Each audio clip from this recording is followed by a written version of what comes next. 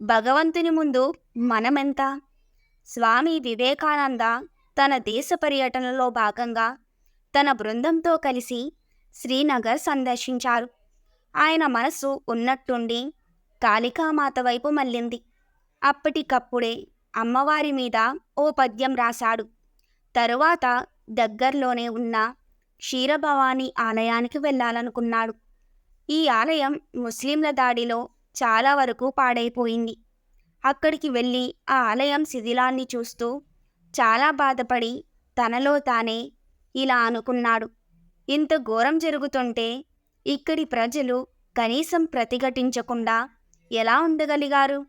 నేనే కనుక ఇక్కడ ఉండి ఉంటే ఇలాంటి ఘోరాన్ని ఖచ్చితంగా జరగనిచ్చుండేవాడిని కాదు. నా ప్రాణాలు అర్పించైనా సరే ఆ ముష్కర మూకలను అడ్డుకొని ఉండేవాడిని. వెంటనే ఆయనకు అమ్మవారి అశరీరవాణి ఇలా వినిపించింది. ఎవరో అజ్ఞానులు, నా మీద నమ్మకం లేని వాళ్ళు ఈ ఆలయాన్ని ధ్వంసం చేశారు. అయితే ఏమైంది? నీకు అంత ఖేదం ఎందుకు?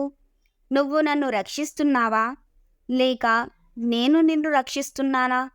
పిచ్చివాడా, నేను కోరుకుంటే అద్భుతమైన ఆలయాలు లెక్కలేనన్ని నిర్మించుకోగలను. నేను తలుచుకుంటే ఇప్పటికిప్పుడే ఇక్కడ 7 అంతస్తుల స్వర్ణ దేవాలయాన్ని నెలకొల్పగలను. ఆయన అక్కడి నుంచి తిరిగి రాగానే తన శిష్యులతో ఇలా అన్నాడు. ఆ క్షణంలో నా దేశభక్తి అంతా ఎటుపోయిందో తెలియదు. అసలు సర్వం మర్చిపోయాను.